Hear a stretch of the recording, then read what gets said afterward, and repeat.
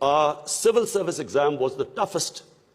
It was the most, all the young people wanted to go into Pakistan civil service.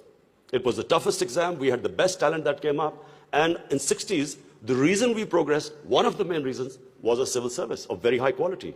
And gradually, as our system of merit went down, so did the country. So I wanted Pakistan to go up.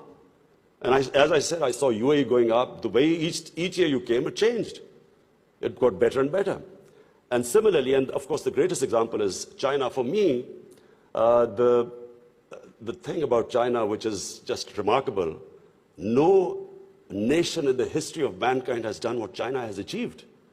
In 30 years, they have brought 700 million people out of poverty.